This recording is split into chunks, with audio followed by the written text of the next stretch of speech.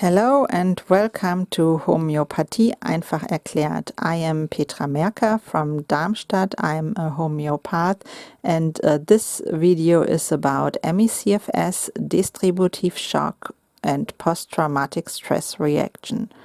Many of my patients with MECFS have a history of shock that can be identified. Such a shock situation is, for example, a concussion, alcohol intoxication, a riding accident or a fall from a high climbing frame, rape, electric shock, being chased by a stalker, a lumbar puncture in which four nurses restrained the 5-year-old child so that the doctor can carry out this examination, all without sedation, a car accident or any other injury. Post-traumatic stress reactions can also develop after septic shock. The cells store information they have experienced and can recall it in a similar situation, meaning that a post-traumatic stress reaction can only occur weeks, months, or years later. Shock experiences, which also include natural disasters, war, acute or physical illnesses, such as a heart attack or cancer, make those affected feel fear, helplessness, loss of control, or defenselessness.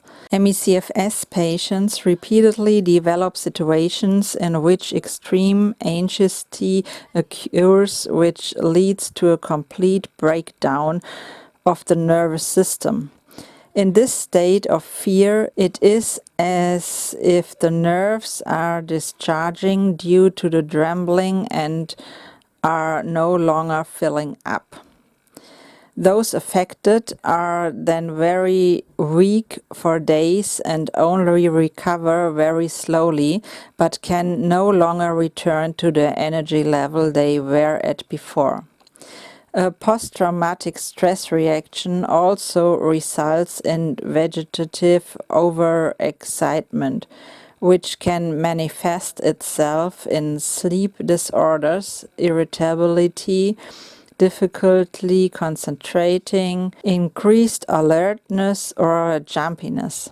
Typical of a post-traumatic stress reaction is reliving the event in the form of flashbacks or nightmares, but also on a physical level in the form of the same symptoms.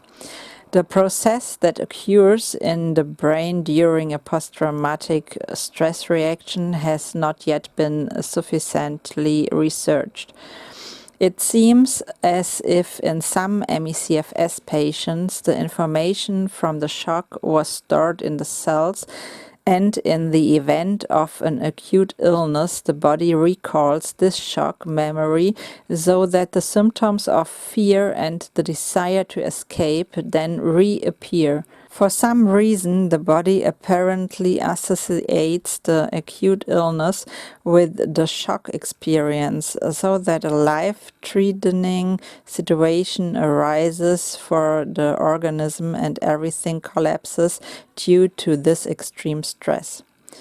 For good homeopathic treatment, it is essential to understand the disease that is to be treated, which is why we will now delve a little further into the matter and look at what exactly happens in the event of a shock. Septic shock, for example, shock caused by bacteria or toxins, can also develop into a post-traumatic stress reaction. Septic shock is one of the distributive shocks. Distributive shocks include septic shock, toxic shock, anaphylactic shock, and neurogenic shock. Septic and toxic shock are pretty much the same. The other two forms of shock have small particularities that we will talk about later. All distributive shocks result in permeability of the capillary vessels so that fluid drips out of the dilated blood vessels. If there are pathogens in an organ, our immune system is activated. The immune cells secrete the messenger substances interleukin-1, interleukin-6, and TNF-A, which leads to inflammation and/or suppuration. These messenger substances are also involved in an excessive immune reaction, as is the case with autoimmune diseases. I assume that with an MECFS illness, the body has postponed the shock to a subacute level. At a subacute level, the symptoms of shock continue to develop subliminally, and the immune reactions that occur also shift towards autoimmunity, which many MECFS patients exhibit. Let's look at the autoimmunity that MECFS patients exhibit. We often find antibodies against G protein-coupled receptors such as beta-1 adrenergic receptors, which is the main adrenoceptor of the heart. If this receptor is stimulated by adrenaline, the contraction force of the heart increases. The conduction of excitation accelerates and the relaxation of the heart muscle accelerates. The stimulus threshold is lowered and the heart rate increases. This receptor is also present in other muscle cells. This receptor is also stimulated during cardiogenic shock. Beta-2 adrenergic receptors are found in smooth muscles, on nerve cells and fat cells. These are also stimulated by adrenaline. In the smooth muscles, stimulation causes relaxation of the vascular, bronchial and uterine muscles, as well as an increased speed of contraction of the striated muscles. In the heart, stimulation causes an increase in contraction and an increase in heart rate. In the liver, the stimulation leads to an increase in sugar metabolism, in the pancreas to an increase in insulin secretion, and in the intestine to an increase in the tension of the sphincters. In the eye, intraocular pressure is increased through stimulation. M3 receptors are activated by the neurotransmitter acetylcholine and are found in smooth muscles, bronchi, stomach, salivary glands, eye, pancreas, and sweat glands. Interestingly, atropine and hyoscyamine are antagonists of this receptor and neutralize its effect. Atropine is known in homeopathy as belladonna, and hyoscyamine is known as hyoscyamus, and can also be used in MECFS patients. During shock, increased levels of nitric oxide are released, which is responsible for dilation of the smooth muscles. Smooth muscles occurs in hollow organs such as blood vessels. The enzyme needed to produce nitrogen monoxide is activated via the M3 receptor. There are, of course, more receptors against which autoimmunity can occur, but discussing these would go beyond the scope. Let's get back to septic shock.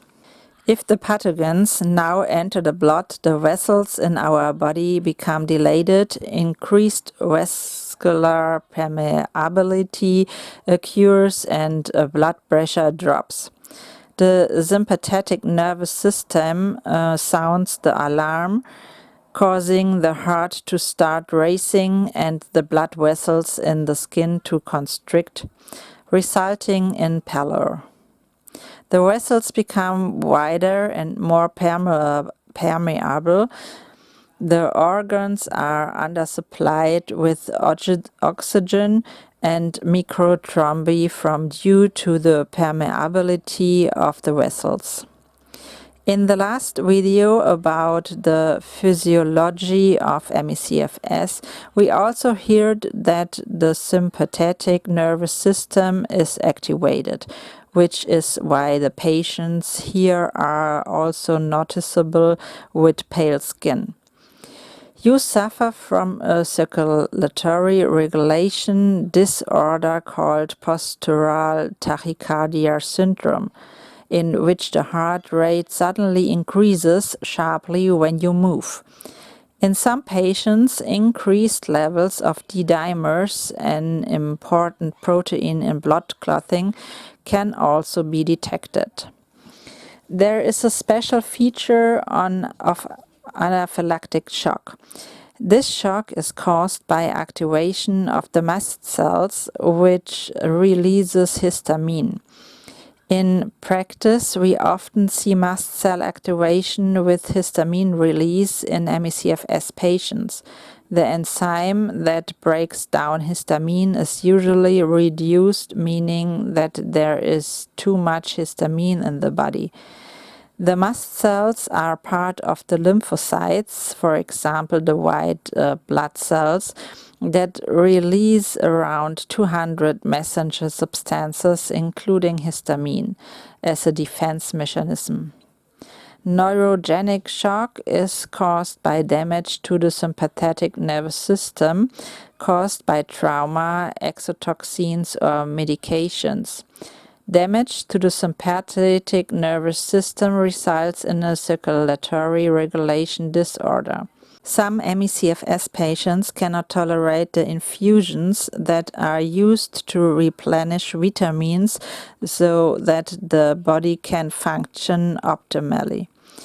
My personal experience is that for many patients, vitamin infusions rarely have any benefit because the body is not able to use the vitamins optimally due to its poor metabolic state. But now let's get back to the topic of why some patients probably cannot tolerate the infusion. In distributive shock, a sodium chloride infusion is often incorrectly given. The chloride anions are let into the cells by the CNS via the GABA receptors, resulting in increased fatigue. In addition, the chloride anions in the kidneys cause vascular contractions, which results in a decrease in the glomerular filtration rate. In a shock situation, the kidney can be damaged and blood pressure can drop. For this reason, administration of a Ringer acetate solution is a better alternative in distributive shock and perhaps also in MECFS patients.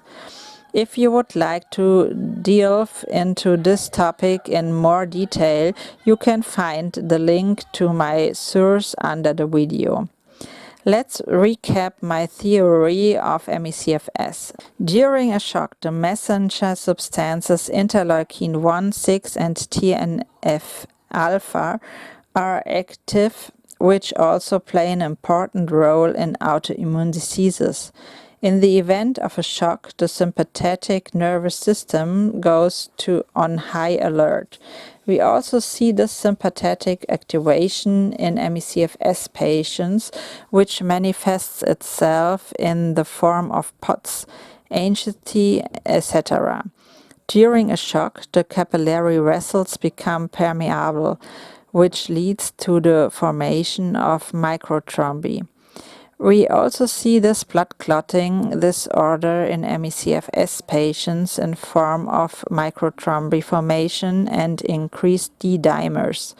A special feature of anaphylactic shock is the mast cell activation with the increased histamine release, which many MECFS patients also have. And last but not least, we have the special feature of neurogenic shock with the trauma that many patients have in the anamnesis. The exotoxins that we find in the toxin-like spike protein and the medication that can trigger such a shock, which are also chemicals to which some MECFS patients react hypersensitively. I hope you were able to gain some insights from the video. If you like it, I'd be happy about a thumb up. Thanks, bye.